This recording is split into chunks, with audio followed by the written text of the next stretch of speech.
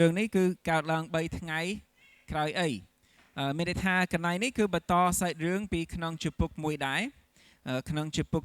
1ឃើញថាព្រះយេស៊ូវបានទៅជួបលោកយ៉ូហានបាទីសបានទទួលពិធីជ្រមុជទឹកពីគាត់ហើយលោកយ៉ូហានក៏បានប្រកាសឲ្យគេឮទាំងអស់គ្នាថាគឺព្រះយេស៊ូវនឹងហើយដែលជាព្រះមេស៊ីដែលគេរងចាំនោះពេលនោះចាប់ផ្ដើមមានមនុស្សដើរតាមព្រះយេស៊ូវហើយព្រះអង្គក៏ចាប់ផ្ដើមចាប់ផ្ដើមប្រមូលសិស្សប្រមាណអ្នករបស់ព្រះអង្គដែលគេនឹងក្លាយទៅជាសាវកដែលដើរជាមួយនឹងព្រះអង្គរាល់ថ្ងៃរួច3ថ្ងៃក្រោយព្រះអង្គក៏បានទៅចូលរួមពិធីមង្គលការមួយនៅភូមិកាណាជាភូមិតូចមួយដែលមិនឆ្ងាយប្រមាណពីភូមិណាសារ៉េតជាភូមិដែលព្រះអង្គនៅតាំងពីកុមារហើយនាងម៉ារីជាម្ដាយព្រះយេស៊ូវក៏នៅនឹងដែរគេហៅមកជាភ្ញៀវប្រហែលជាជាប់សាច់ញាតិបងប្អូនឬក៏ប្រហែលជាមិត្តភ័ក្តិដែលស្គាល់គ្នាជិតស្និទ្ធចឹងគេក៏បានហៅនាងម៉ារីមកចូលរួមផងគេក៏បានអញ្ជើញទាំងព្រះយេស៊ូវហើយនិងសិស្សរបស់ព្រះអង្គមកចូលរួមដែរហើយព្រះយេស៊ូវក៏បានទៅជាមួយនឹងសិស្សទ្រង់គេក៏បានចូលរួមជប់លៀងក្នុងពិធីមង្គលការនោះស្រាប់តែមានបញ្ហាមួយក្នុងខ3ឃើញថាពេលនោះគេខ្វះស្រាទៅ5បាយជូរយើងសម្រាប់យើងនៅស្រុកខ្មែរនេះយើងប្រហែលជាងាយស្រួលនឹងស្រមៃពីរឿងនេះព្រោះអីទម្លាប់ប្រពៃណីដែលគេបានធ្វើនៅចំនួននោះនៅស្រុកកាលីលេនៅអ៊ីស្រាអែលនោះក៏ស្តៀងនឹងទម្លាប់ប្រពៃណីខ្លះៗដែលយើងឃើញធ្វើជាក់ស្ដែងនៅស្រុកខ្មែរនេះដែរគឺនៅពេលដែលមានគេការមានកូនកំឡោះកូនក្រមុំរៀបការគេក៏បានរៀបចំពិធីមង្គលការមួយយ៉ាងធំយ៉ាងស្អាតគេក៏បានហៅភ្ញៀវមកជាច្រើននិយាយទៅគឺហៅអ្នកភូមិមកភូមិហើយក៏ហៅបងប្អូនសាច់ញាតិមិត្តភ័ក្តិជិតស្និទ្ធដែលមកពីភូមិជិតឆ្ងាយផ្សេងទៀតឲ្យមកចូលរួមដែរហើយគេក៏បានរៀបចំជាលក្ខណៈដូចហូបតុជុំគ្នាច្រើនអ្នកចឹងគេក៏ត្រូវការរៀបចំម្ហូបអាហារជាច្រើនហើយគេក៏បានដាក់ស្រាទៅ5បាយជូរឲ្យភ្ញៀវផឹកដែរហើយកម្មវិធីរបស់គេអាចនឹងមានរយៈពេលរហូតដល់7ថ្ងៃដូចជាខ្ញុំធ្លាប់ឮគេថាពីជំនាន់ដើមហើយនៅស្រុកខ្មែរចឹងដែរដែលកម្មវិធីអាចនឹងដល់7ថ្ងៃឡើយគេកាត់ខ្លីជាងម្ដាយចំនួននោះនៅអ៊ីស្រាអែលក៏ចឹងដែរគេមានកម្មវិធីយ៉ាងធំហៅភ្ញៀវមកច្រើនហូបជុំគ្នាផឹកស្រាទៅ5បាយជូរជុំគ្នាហើយធ្វើមិនតែមួយពេលទេគឺរាប់ថ្ងៃប៉ុន្តែស្រាប់តែនៅកន្លែងនេះនៅក្នុងពិធីមង្គលការនេះគេមានបញ្ហាគេអស់ស្រាទៅ5បាយជូរពាក់កណ្ដាលកម្មវិធីហើយអញ្ចឹងយើងអាចស្រមៃបានយើងគិតដូចយើងទៅការគេអញ្ចឹងបើសិនជាពាក់កណ្ដាលកម្មវិធីភ្ញៀវមកហូបមិនទាន់អស់ផងស្រាប់តែវាអស់ស្រាអស់ភេសជ្ជៈអស់ស្រាហើយចឹងគេនឹងខ្មាស់គេអានឹងជាបញ្ហាធំសម្រាប់អ្នករៀបចំកម្មវិធីហើយភ្ញៀវគេនឹងគិតម៉េចគេនឹងគិតថាម្ចាស់កម្មវិធីនេះកំណាញ់មែនទែនទិញតិចពេកឬក៏អត់ចេះគិតគូរល្ងងអត់ចេះគិតគូរអត់ចេះគិតថាមានភ្ញៀវប្រមាណគេនឹងត្រូវការទិញមកប្រមាណហើយចឹងសម្រាប់អ្នករៀបចំកម្មវិធីលោកមេបានេះគឺជាបញ្ហាធំប៉ុន្តែនៅទីនោះមានម្នាក់ដែលគាត់ស្គាល់ព្រះយេស៊ូវច្បាស់ហើយជឿថាព្រះអង្គអាចជួយបានគឺនាងម៉ារីចឹងនាងម៉ារីជាបិតាព្រះយេស៊ូវគាត់រត់ទៅប្រាប់ព្រះយេស៊ូវភ្លាមនៅក្នុងខ3ពេលនោះគេខ្វះស្រាទៅ5បាយជូរមេដាព្រះយេស៊ូវទូលព្រះអង្គថាគេអស់ស្រាទៅ5បាយជូរហើយចឹងនាងម៉ារីរត់ទៅប្រាប់ព្រះយេស៊ូវហេព្រះយេស៊ូវគេអស់ស្រាទៅ5បាយជូរហើយព្រះយេស៊ូវមិនរៀបចំកម្មវិធីណាគាត់តែជាភ្ញៀវចូលរួមជាមួយនឹងសិស្សព្រះអង្គបដិជមកក្នុងខ4ព្រះអង្គថាម៉េចព្រះយេស៊ូវមានព្រះបន្ទូលទៅមេដាថាអ្នកម្ដាយអើយកុំរវល់នឹងរឿងនេះអីពេលកំណត់របស់ខ្ញុំមិនទាន់មកដល់នៅឡើយទេចឹងស្ដាប់ទៅដំបងដូចជាព្រះយេស៊ូវអត់ចង់រវល់នឹងរឿងហ្នឹងទេដូចប្រហែលព្រះអង្គអត់ចង់ជួយទេយើងគិតមើលព្រះយេស៊ូវយាងមកផែនដីដើម្បីអីព្រះអង្គយាងមកផែនដីគឺដើម្បីសង្គ្រោះមនុស្ស ក្នុងពិភពលោកពីអំពើបាបពីសេចក្តីស្លាប់មិនមែនគ្រាន់តែឲ្យធ្វើឲ្យគេសប្បាយមកពេលនោះទេមិនមែនគ្រាន់តែដើម្បីផ្ដល់ស្រាទៅបែបជូរនៅក្នុងរោងការនោះទេហើយបើប្រៀបធៀបនឹងការកិច្ចការដែលត្រូវសង្គ្រោះព្រលឹងរបស់មនុស្សនោះចឹងរឿងនេះបញ្ហានេះវាមើលទៅដូចជាទៅតែទេដូចមិនសមនឹងព្រះអង្គរវល់ទេនេះមិនជាមូលហេតុបានជាព្រះយេស៊ូវមកផែនដីទេហើយនៅពេលនេះព្រះអង្គទើបតែចាប់ផ្ដើមបេសកកម្មរបស់ទ្រង់ទៀតអត់ទាន់បានហៅសិស្សព្រះអង្គមកតាមគ្រប់ចំនួនទេក៏ប៉ុន្តែព្រះយេស៊ូវតែងតែយកចិត្តទុកដាក់ជាមួយនឹងជីវិតរបស់យើងមែនទែនម្នាក់ហើយព្រះអង្គក៏ជួយយើងមែនសម្បីតែក្នុងរឿងតូចតាចដែលជាបញ្ហាសម្រាប់យើងហើយក្នុងរឿងនេះ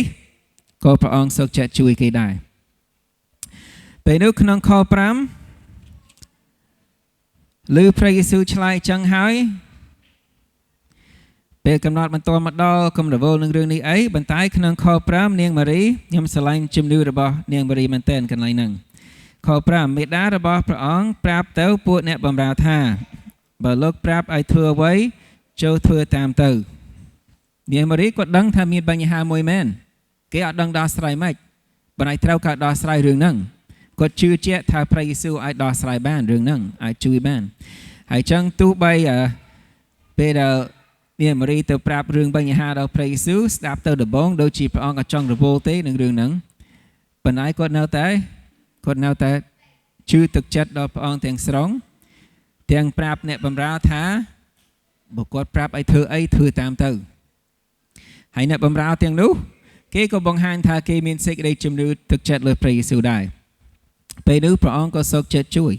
ព្រះអង្គប្រកបដល់អ្នកបម្រើទាំងនោះឲ្យដងទឹកយកមកបំពេញពាងមានពាង6នៅក្បែរហ្នឹងឲ្យយកទឹកមកបំពេញពាងទាំងអស់ឲ្យពេញអូខេអញ្ចឹងគេក៏បានធ្វើតាមព្រះអង្គទៅហើយអញ្ចឹងគេដងទឹកធម្មតាទឹកដូងធម្មតាយកមកបំពេញពាងហ្នឹងអញ្ចឹងពេលដែលគេចាក់ទឹកចូលហើយមានអីគេនៅក្នុងពាងហ្នឹងមានទឹកប៉ុន្តែស្រាប់តែព្រះយេស៊ូវប្រកបឲ្យគេធ្វើអីទៀតព្រះអង្គប្រាប់អ្នកបម្រើថាឲ្យដងចេញមកយកទៅឲ្យលោកចៅមហាភ្លក់ទៅអញ្ចឹងគេក៏ត្រូវមានជំនឿទឹកចិត្តលើព្រះអង្គដែរគេទើបតែដងទឹកធម្មតាទឹកសាបធម្មតាយកមកដាក់ពេញពាងមានពាង6មានទឹកពេញធម្មតាប៉ុន្តែព្រះអង្គថាឲ្យដងចេញមកយកទៅឲ្យលោកចៅមហាភ្លក់ទៅអញ្ចឹងគេក៏ពេលដែលគេដងចេញភ្លាមគេឃើញភ្លាមថាទឹកនោះបានคล้ายទៅជាស្រាទៅពេលបិជូវិញប៉ុន្តែខ្ញុំគិតទៅសម័យទៅមានពេលមួយផ្លែតតែគេអាចនឹងមានអារម្មណ៍ភ័យក្នុងចិត្តតែគេត្រូវទឹកចិត្តព្រះអង្គព្រោះគេដឹងច្បាស់ថាគេទើបតែដាក់ទឹកក្នុងហ្នឹងឥឡូវព្រះអង្គប្រាប់ថាឲ្យព្រះអង្គអត់និយាយមាត់អីរឿងដូរទៅជាស្រាទេគាត់តែប្រាប់ថាឲ្យដងចេញមកយកទៅឲ្យលោកចៅមហាភ្លក់ទៅអញ្ចឹងគេក៏ត្រូវជឿជាក់ពេលហ្នឹងថាព្រះអង្គនឹងធ្វើការអស្ចារ្យឲ្យព្រោះអីបើមិនដូច្នេះទេគេនឹងត្រូវទោសគេនឹងត្រូវខ្មាស់គេមែនតើពេលដែលគេមានគេហៅស្រាទៅពេលមកជឿស្រាប់តែខ្ញុំយកទឹកមួយកែវទៅឲ្យវិញគេនឹងខឹងប៉ុន្តែអញ្ចឹងគេត្រូវជឿក្នុងចិត្តថាអូខេបើខ្ញុំធ្វើតាមព្រះយេស៊ូវមែនព្រះអង្គនឹងជួយឲ្យរឿងនេះទៅជាល្អវិញហើយអញ្ចឹងទោះបីគេគិតយ៉ាងម៉េចក្នុងចិត្តបណ្ដាគេអត់ប្រកែកជាមួយព្រះយេស៊ូវទេអ្នកបម្រើនោះគេធ្វើតាមព្រះអង្គភ្លាមទោះបីដំបូងគេអាចនឹងឆ្ងល់ឬក៏អត់ទាន់យល់ច្បាស់ថាហេតុអីបានព្រះអង្គឲ្យគេធ្វើបែបហ្នឹងប៉ុន្តែពេលដែលគេស្ដាប់បង្គាប់តាមព្រះអង្គមែនព្រះអង្គធ្វើការអស្ចារ្យមួយយ៉ាងធំហើយដោះស្រាយបញ្ហារបស់គេព្រះអង្គធ្វើឲ្យទឹកទាំងនោះคล้ายទៅជាស្រាទៅពេលបិជូហើយអ្នកដែលបានស្ដាប់តាមព្រះអង្គនោះក៏ឃើញរឿងអស្ចារ្យនោះកើតឡើងក្នុងខ10ឃើញរឿងមួយដែលចង់លើកឡើងខ10ឃើញ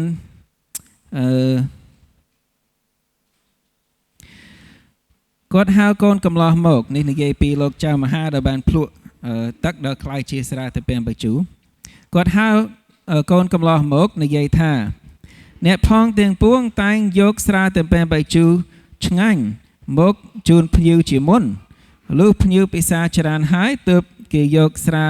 មិនសូវឆ្ងាញ់មកជូនតាមក្រោយរីឯអ្នកវិញម្ដេចក៏ទឹកស្រាឆ្ងាញ់មកទល់ឥឡូវនេះដូច្នេះខ្ញុំចូលចិត្តកន្លែងនេះដែរពួកអី អ្វីដែលព្រះយេស៊ូវធ្វើគឺតែងតែល្អព្រះអង្គអត់ធ្វើអីអន់ទេហើយបើជារឿងធម្មតាបើគេពងតែជប់លៀងសបាយគេនឹងយករបស់ល្អមកមុនដល់ពេលគេហូបឆ្អែតច្រើនហើយគេយកមករបស់អន់តាមក្រោយរបស់គេទុកសកូហ្នឹងគេយកមកតាមក្រោយប៉ុន្តែនេះដល់ពេលគេហូបរួចអស់ហើយស្រាប់តែវាអស់មួយសាទៅព្រះយេស៊ូវជួយធ្វើឲ្យមានស្រាទៅពេលបញ្ជូរថែមទៀតហើយយកទៅឲ្យអ្នកដល់ចង់ផឹកគេថាហ៊ូនេះឆ្ងាញ់ជាងមុនទៀតចុះមិនធ្វើចឹងវិញគេយកអន់មកមុនហើយយកល្អមកតាមក្រោយព្រោះអីមែនអ្វីដែលព្រះយេស៊ូវធ្វើទាំងអស់មិនថារឿងតូចតាចក៏ដោយមិនថារឿងធំក៏ដោយគឺព្រះអង្គធ្វើឲ្យល្អព្រះអង្គអត់ដើរធ្វើអីដែលអត់មានគុណភាពឬអត់ល្អនោះទេប៉ុន្តែចង់និយាយរឿងមួយទៀតព្រោះអីកន្លែងនេះមនុស្សច្រើនប្រហែលជាឆ្ងល់ហើយខ្ញុំពីមុនក៏ធ្លាប់ឆ្ងល់រឿងនឹងដែរព្រោះអីមានមនុស្សច្រើនដែលគេឆ្ងល់កន្លែងនេះចុះហើយបានព្រះយេស៊ូវធ្វើស្រាឲ្យគេផឹកគេបងនាំគ្នាផឹកស៊ីហើយព្រះអង្គធ្វើស្រាឡើង6ពាងថែមទៀតឲ្យគេផឹកមកចឹងវិញព្រោះអីមនុស្សច្រើនគេយល់ថាអ្នកជឿព្រះយេស៊ូវអត់ត្រូវផឹកស្រាទេកាលពិតមានអ្នកជឿព្រះអង្គច្រើនមែនដែលគេបដិញ្ញាចិត្តគេសម្រេចចិត្តខ្លួនឯងថាគេនឹងអត់ផឹកដូចជាខ្ញុំដូចជាគ្រូគុណដូចជាគ្រូធីមជាដើមក្នុងក្រុមជំនុំយើងក៏មានខ្លះហេតុអីបានជាគេអត់ផឹកមិនមែនមកពីគេខ្លាចបាបទេសូមបញ្ជាក់អ្នកផឹកមិនមែនអត់ផឹកដោយសារខ្លាចបាបទេមិនមែនមកពីអត់ចេះផឹកទេប៉ុន្តែមកពីគេពិចារណាទៅយកឃើញថាបើអត់ផឹកគឺជាការល្អមួយព្រោះធ្វើឲ្យជីវិតរបស់យើងល្អបរិសុទ្ធនិយាយទៅឥឡូវនិយាយសម្រាប់ខ្ញុំផ្ទាល់ណាបើខ្ញុំជឿថាគ្រូកូនគ្រូធីមម្នាក់ផ្សេងទៀតប្រហែលជាគាត់គ្រប់គ្រងដែរពីព្រោះគេក៏មានកម្រិតបែបហ្នឹងដែរខ្ញុំនឹកឃើញតាមពីនៅក្មេងថារឿងដែលគេផឹកស្រានោះពេលគេផឹកស្រាវាសារមានបញ្ហាសារមានរឿងអត់ល្អកើតឡើងសារមានគេផឹកទៅជ្រុលស្រវឹងហើយវាអត់ដែលល្អទេវាដែលនិយាយទៅគឺអត់ដែលមានលទ្ធផលល្អកើតឡើងដោយសារផឹកជាតិស្រវឹងទេគឺមានតែបញ្ហាទេមានអ្នកខ្លះដែលគេចេះគ្រប់គ្រងខ្លួនគេចេះផឹកតែមកល្មមអត់ស្រវឹងទេហើយវាមិនជាបាបទេប៉ុន្តែសបោណាស់អ្នកដែលជ្រុលខ្លួនទៅផឹកដល់ស្រវឹងសបោណាស់អ្នកដែលអត់ចេះបាក់ឌីសាយនៅពេលដែលមិត្តភ័ក្តិអូសទៀនទៅផឹកថែមទៀតហើយទៅជាបដាយខ្លួនស្រវឹងបដាយហើយវាតែងតែនាំឲ្យមានរឿងអាក្រក់កើតឡើងវានាំឲ្យមានការឆ្លោះគ្នាវាយគ្នានាំឲ្យមានគ្រោះថ្នាក់ចរាចរណ៍មាននិយាយទៅរឿងដែលបកកឡើងដោយសារតែគ្រឿងស្រវឹងគឺមិនដែលល្អទេគឺមានតែអាក្រក់ទេចឹងខ្ញុំខ្លួនឯងខ្ញុំបដិញ្ញាចិត្តតាមពីនៅក្មេងនៅឡើយតាមពីនៅយុវជនថាខ្ញុំនឹងអត់ផឹកទេហើយរហូតដល់ឥឡូវក្នុងមួយជីវិតនោះគឺអត់ដែលសម្បីតែម្ដងមែនខ្ញុំអត់និយាយចឹងដើម្បីអួតខ្លួនទេប៉ុន្តែមានអ្នកខ្លះដែលគិតដូចខ្ញុំខ្លះគេគិតដូចគ្នាធ្វើដូចគ្នាខ្លះគេធ្លាប់ផឹកពីមុនដែរប៉ុន្តែដែលជឿព្រះយេស៊ូវព្រះអង្គផ្លាស់ប្រែចិត្តគំនិតរបស់គេក៏សម្រេចចិត្តឈប់ផឹកឈប់តែម្ដងអ្នកណាបបួលអូសទាញយ៉ាងម៉េចក៏អត់ដែរដោយសារអីដោយសារតែបើយើងអត់ផឹកយើងអត់ដើរខ្លាចស្រវឹងអត់ដើរខ្លាចមានបញ្ហាដោយសារតែគ្រឿងស្រវឹងនោះទេហើយវាការពារច្រើនក្នុងជីវិតយើងវាក៏នាំឲ្យយើងទទួលបានអារម្មណ៍ល្អនិងសុភមង្គលល្អច្រើនជាងហើយក៏ចំណេញលុយទៀតអូខេប៉ុន្តែហេតុអីបានជាកន្លែងនេះព្រះយេស៊ូវធ្វើស្រាទៅពេលបញ្ជូរឲ្យគេនាំគ្នាផឹកហើយធ្វើច្រើនទៀតហើយគេប៉ុន្តែផឹកបាត់ហើយគេមិនទំចាប់ផ្ដើមកម្មវិធីគេផឹកច្រើនហើយព្រះអង្គធ្វើស្រាច្រើនថែមទៀតអូខេខ្ញុំធ្លាប់ឮគេបកស្រាយពីរយ៉ាងទី1មានអ្នកបកស្រាយព្រះបន្ទូលខ្លះដែលគេបញ្យល់ថាកន្លែងនេះព្រះយេស៊ូវអត់បានធ្វើស្រាដែលមានជាតិស្រវឹងទេព្រោះអីក្នុងព្រះគម្ពីរយើងឃើញនិយាយកន្លែងខ្លះនិយាយពីស្រាទៅពេលបញ្ជូរចាស់និងស្រាទៅពេលបញ្ជូរថ្មីហើយគេគិតថាគេបញ្យល់ហ្នឹងគេគិតថាកន្លែងដែលគម្ពីរនិយាយពីស្រាទៅពេលបញ្ជូរថ្មីគឺសំដៅទៅលើ អ្វីដែលយើងនៅហៅទឹកទំពាំងបាយជូរជាទឹកផ្លែឈើស្រស់ដែលថ្មីវាអត់ទាន់មានជាតិស្រវឹងទេព្រោះដើម្បីមានជាតិស្រវឹងតើទុកយូរអញ្ចឹងបើស្រាទំពាំងបាយជូរថ្មីគេយកថានោះបានន័យថាទឹកទំពាំងបាយជូរទឹកផ្លែឈើវាឆ្ងាញ់វាមានរសជាតិឆ្ងាញ់ប៉ុន្តែវាអត់មានជាតិស្រវឹងអញ្ចឹងគេគិតថាកន្លែងនេះព្រះយេស៊ូវបានធ្វើស្រាទំពាំងបាយជូរថ្មីគឺជាទឹកផ្លែឈើតែម្ដងហើយគេគិតទៀតថាពេលដែលព្រះយេស៊ូវយើងឃើញធ្លាប់បានផឹកស្រាទំពាំងបាយជូរជាមួយនឹងសិស្សព្រះអង្គដែរគេគិតថាគឺដូចគ្នាគឺសំដៅទៅលើស្រាថ្មីដែលការពិតគឺជាដូចទឹកផ្លែឈើអញ្ចឹងប្រហែលវាអាចនឹងចឹងមែនប៉ុន្តែការពិតទោះបីខ្ញុំគំនិតរបស់ខ្ញុំមិនក៏ដោយគំនិតរបស់អ្នកណាមិនក៏ដោយប៉ុន្តែការពិតក្នុងព្រះគម្ពីរព្រះអង្គអាចដែលខាត់មិនឲ្យផឹកស្រាទំពាំងបាយជូរឬក៏ស្រាបយាអីទេព្រះអង្គអត់ខាត់ទេគ្រាន់តែផឹកភេសជ្ជៈដែលមានជាតិស្រវឹងមិនមែនជាបាបទេនៅក្នុងព្រះគម្ពីរអ្វីដែលព្រះអង្គខាត់អេផេសូជំពូក5ខ18គឺព្រះអង្គថាកុំឲ្យស្រវឹងស្រាតែស្រវឹងបាបហើយតែផឹកហើយប្រព្រឹត្តអត់ល្អនឹងបាបហើយប៉ុន្តែគាត់តែផឹកខ្លះបើយើងចេះគ្រប់គ្រងខ្លួនឯងវាមិនមែនបាបទេគាត់តែជាការយល់ដឹងរបស់ខ្ញុំហើយនឹងមនុស្សមួយចំនួនទៀតដែលធម្មតាសិតតែជាអ្នកដែលជឿព្រះអង្គជាប់ហើយរឹងមាំជាមួយនឹងព្រះអង្គដែលសម្រេចចិត្តអត់ផឹកប៉ុន្តែមិនមែនត្រូវមើលងាយដល់អ្នកណាដែលគិតថាគេមានសិទ្ធិផឹកព្រោះព្រះអង្គអត់ខាត់ទេប៉ុន្តែព្រះអង្គដាច់ខាតខាត់ថាមិនឲ្យស្រវឹងហើយចឹងបើសិនជាយើងជាមនុស្សដែលចំណូលផឹកពិបាកគ្រប់គ្រងខ្លួនឯងយល់ល្អគួរជប់ព្រោះដឹងតែផឹកហើយវាជាសេចក្តីល្បួងដែលផឹករហូតដល់ស្រវឹងផឹករហូតដល់មានបញ្ហានឹងវាបាបមែនអញ្ចឹងបើជាសេចក្តីល្បួងសម្រាប់យើងវាយល់ល្អគួរតែជប់មែនគេបដៃបើចេះគ្រប់គ្រងខ្លួនវាមិនជាបាបទេ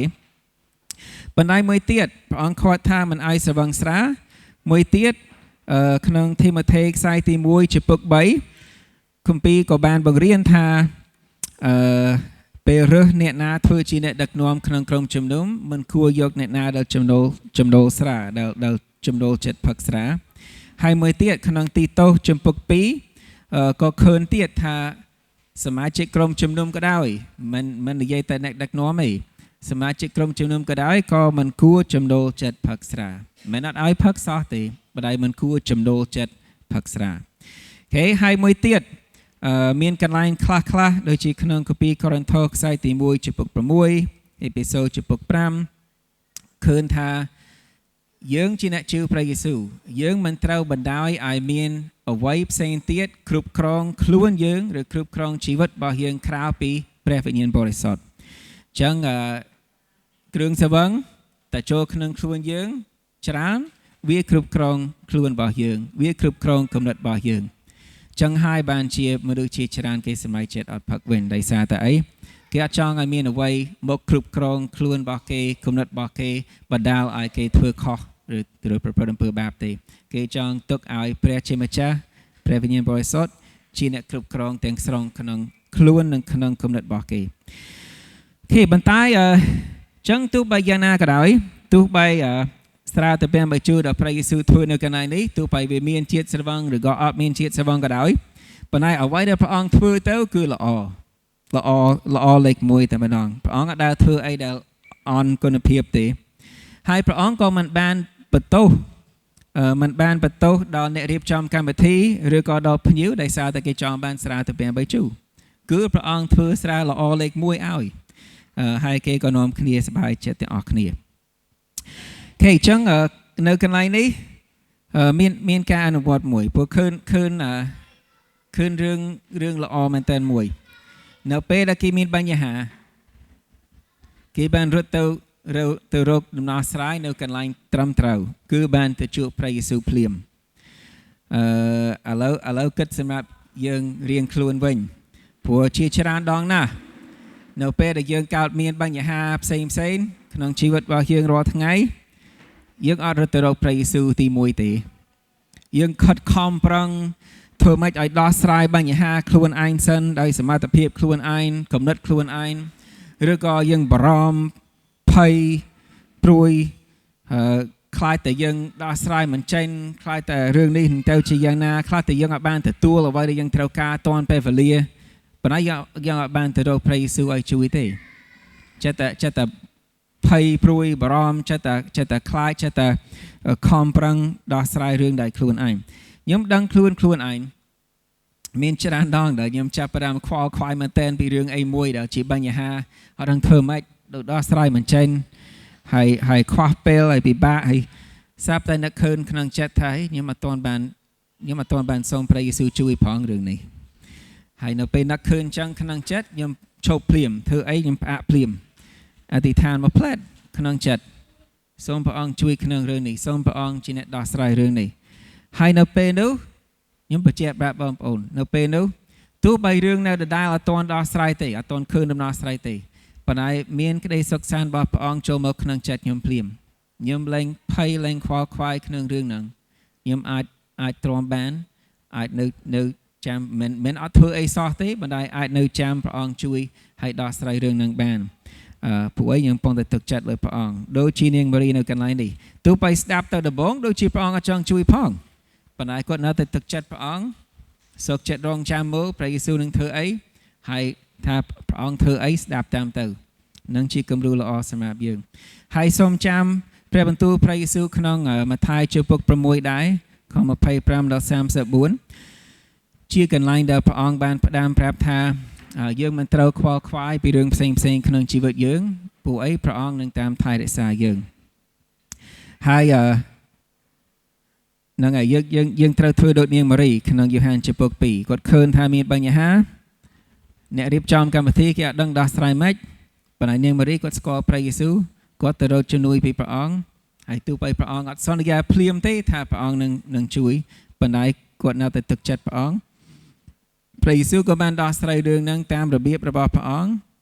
តាមអំណាចអស្ចារ្យរបស់ព្រះអង្គដែលបង្ហាញព្រះអង្គជាព្រះអត់មានមនុស្សណាធ្វើចឹងបានទេហើយព្រះអង្គដោះស្រាយតាមរបៀបអស្ចារ្យដែលគេមិនដែលគិតដល់ទេអត់មានអ្នកណានឹកឃើញធ្វើចឹងទេមានតែព្រះយេស៊ូវដែលមានអំណាចជាព្រះដែលធ្វើបានហើយចឹងព្រះអង្គក៏នឹងធ្វើដូចគ្នាសម្រាប់យើងដែរព្រះអង្គនឹងជួយយើងដោះស្រាយរឿងរបស់យើងតាមរបៀបរបស់ព្រះអង្គតាមអំណាចជាព្រះរបស់ទ្រង់បើសិនជាយើងនឹងស្វែងរកព្រះអង្គនឹងសូមប្រាជ្ញាពីព្រះអង្គសូមជំនួយពីព្រះអង្គរួចទុកចិត្តឲ្យព្រះអង្គដោះស្រាយរឿងរបស់យើងតាមរបៀបរបស់ទ្រង់និងក្នុងពេលវេលារបស់ទ្រង់ហើយសូមចាំថាអ្វីដែលព្រះយេស៊ូវធ្វើសម្រាប់យើងវាតែងតែល្អពេលខ្លះព្រះអង្គឲ្យអ្វីដែលយើងចង់បានពេលខ្លះព្រះអង្គឲ្យអ្វីផ្សេងទៀតដែលព្រះអង្គដឹងថាល្អជាងសម្រាប់យើងឬយើងត្រូវការជាងប៉ុន្តែទោះបីព្រះអង្គធ្វើម៉េចសម្រាប់យើងក៏ដោយគឺត្រូវដឹងថាជាអ្វីដែលល្អបំផុតហើយនៅពេលដែលយើងមានបញ្ហាយើងគួរតែទៅរកព្រះអង្គជាជំរើសទី1មិនមែនជំរើសចុងក្រោយទេ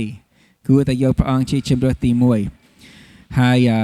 បាទហើយបងប្អូនអើយសូមចាំគំរូអំពីអ្នកបម្រើនៅផងគេគ្រាន់តែជាអ្នកបម្រើគ្រាន់តែធ្វើតាមប្រកបបជាទេបណ្ដាគេក៏មានជំនឿទឹកចិត្តលើព្រះអង្គដែរនៅពេលដែលព្រះអង្គបង្ហាញឲ្យធ្វើអ្វីមួយសូមធ្វើតាមចុះស្ដាប់បង្គាប់តាមព្រះអង្គចុះទោះបីអត់ទាន់យល់ហេតុអីបានជាអូខេយើងប៉ុន្តែខ្វះស្រាទៅពេលមិនជឿឥឡូវព្រះអង្គឲ្យខ្ញុំចំណាយពេលច្រើននឹងដងទឹកយកមកដាក់ពីងឡើង6ទឹកច្រើនណាយើងប៉ុន្តែខ្វះស្រាឥឡូវដងទឹកយកមកពេញពីងអស់ពេលច្រើនណាទោះបីយើងអត់ទាន់យល់ហេតុអីបានជាព្រះអង្គឲ្យខ្ញុំធ្វើនេះធ្វើនោះប៉ុន្តែទឹកចិត្តថាព្រះអង្គកំពុងតែដោះស្រាយរឿងដែលយើងត្រូវការអូខេហើយក៏ពិតមានរឿងមួយទៀតក្នុងយ៉ូហានជំពូក2ដែលខ្ញុំចង់មើលឥឡូវដោយសារពេលវេលា style ដែលយើងមើលអត់បានដិតដល់ប៉ុន្តែចង់និយាយព្រោះចំណុចនេះក៏សំខាន់ខ្លាំងដែរគឺ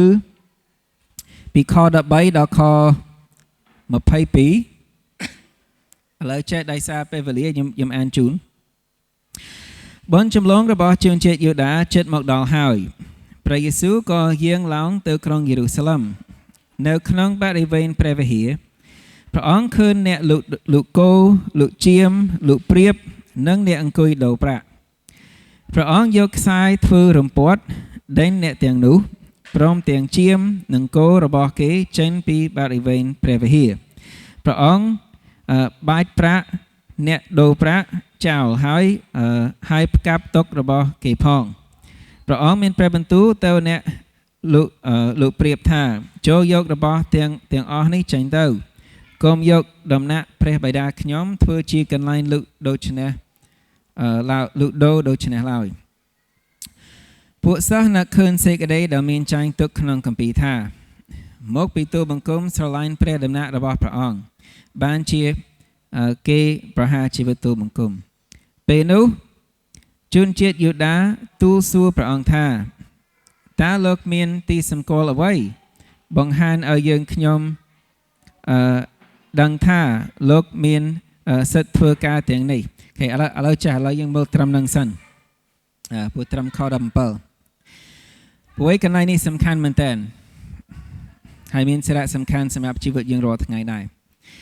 នៅពេលដែលយើងចូលដល់កន្លែងនេះចាប់ផ្ដើមឃើញអ្វីដែលព្រះយេស៊ូវបានធ្វើហើយអ្វីដែលព្រះអង្គបង្រៀន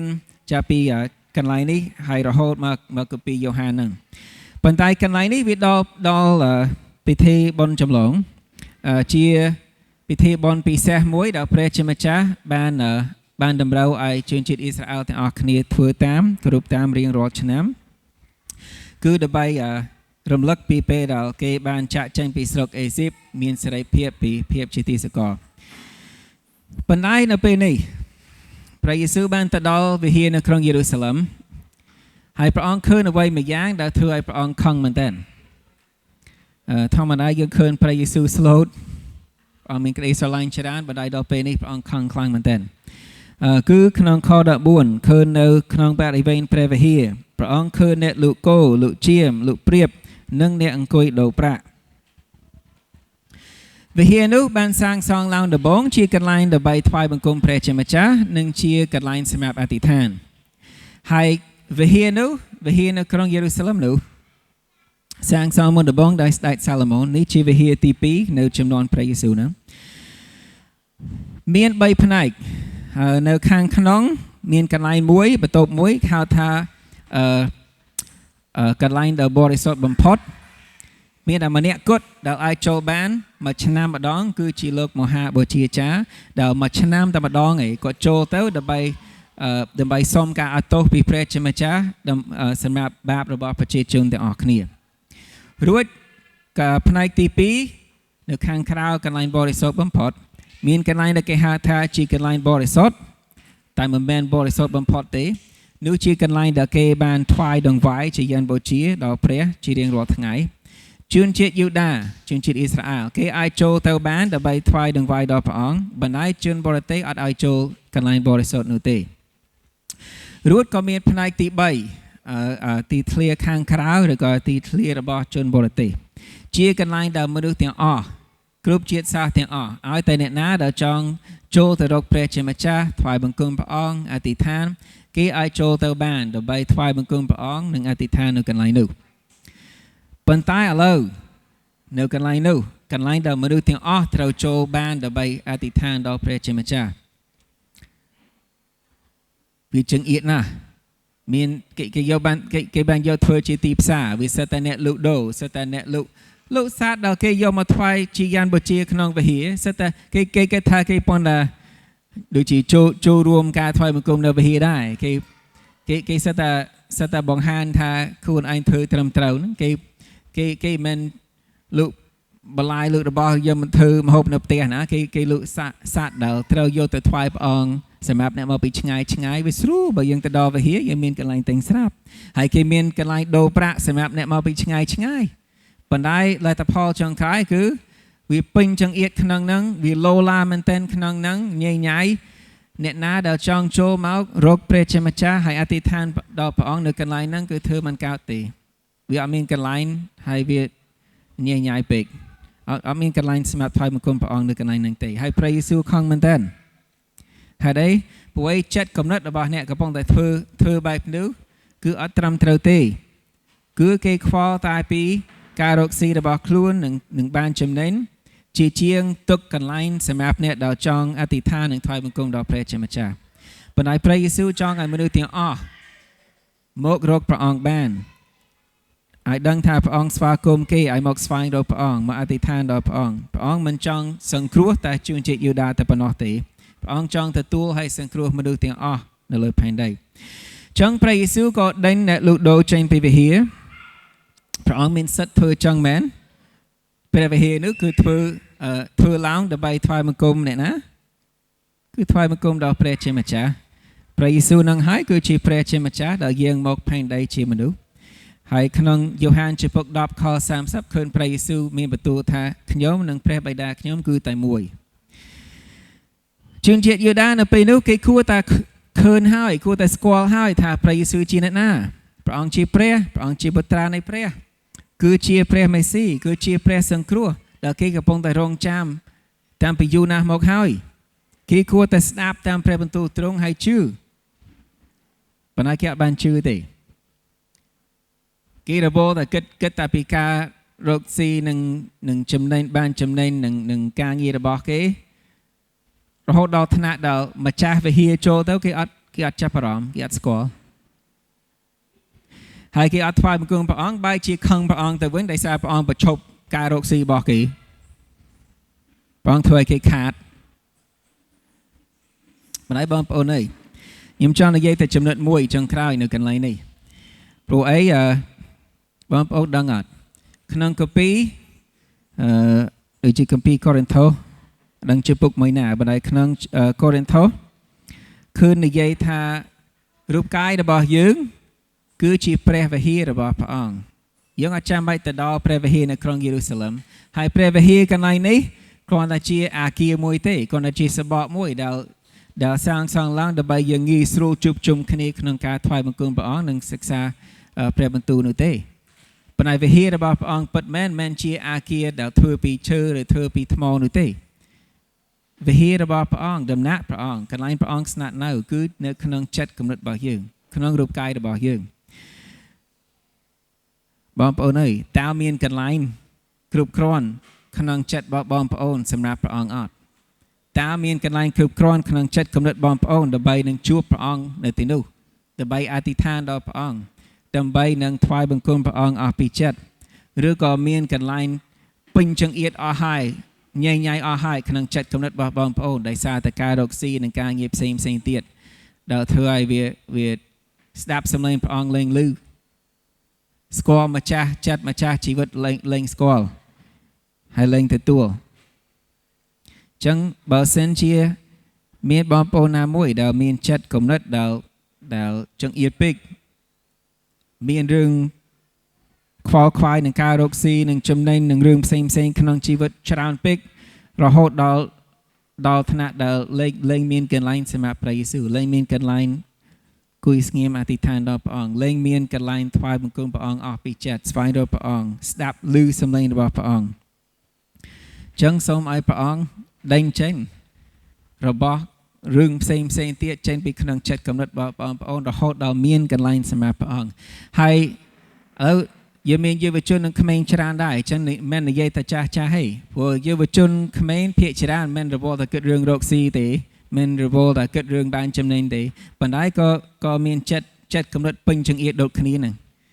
គឺពេញចង្អៀតដោយសារតែគំនិតដែលគិតតែពីរឿងដើរលេងរឿងលេងហ្គេមរឿងជុំគ្នាជាមួយនឹងមិត្តភ័ក្តិរឿងសប្បាយរឿងចង់បាននេះរឿងចង់បានទេសាបរឿងចង់បានម៉ូតូចង់បាននេះចង់ឡើងពេញចង្អៀតដូចទីធ្លានៅក្នុងវិហារដែលពេញដោយអ្នកលូដូរហូតដល់គ្មានកន្លែងសម្រាប់ព្រះអង្គចូលទៅឲ្យមនុស្សរកព្រះអង្គសោះចឹងបើចិត្តគំនិតរបស់កូនចិត្តគំនិតរបស់យុវជនបើចិត្តគំនិតរបស់ពុកម៉ែបងប្អូនទាំងអស់គឺបែបហ្នឹងពេញចង្អៀតអត់លែងសល់កន្លែងសម្រាប់ព្រះអង្គទេមកវិហារហ្នឹងមកតែដើម្បីធ្វើសកម្មភាពថ្វាយបង្គំព្រះអង្គដូចអ្នកដែលចូលទៅថ្វាយយ៉ាងបជាមិនដែលវាគ្រាន់តែជាទម្លាប់តែប៉ុណ្ណោះទេគេមិនបានស្វែងរកព្រះអង្គមែនទែនទេអញ្ចឹងសូមឲ្យព្រះអង្គដេញគំនិតទាំងអស់នោះចេញពីនឹងការខ្វល់ខ្វាយទាំងអស់នោះចេញពីចិត្តគំនិតរបស់បងប្អូនរហូតដល់ព្រះអង្គជាលេខ1រហូតដល់ព្រះអង្គជាអ្វីដែលបងប្អូនចាត់ទុកថាសំខាន់ជាងគេក្នុងចិត្តគំនិតរបស់បងប្អូនក្នុងជីវិតរបស់បងប្អូនហើយនៅពេលដែលចិត្តនោះទៅលាចំពោះព្រះអង្គវិញនោះ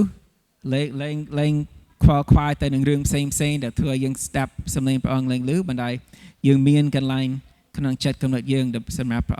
អង្គជាទីមួយក្នុងជីវិតយើងមែននោះបងប្អូននឹងឃើញថាវាងាយស្រួលដើរតាមព្រះអង្គអត់ពិបាកដូចមុនទេព្រោះឥឡូវបងប្អូនគិតថាដើរតាមព្រះយេស៊ូវពិបាកអត់ទេបើសិនជាទុកកន្លែងសម្រាប់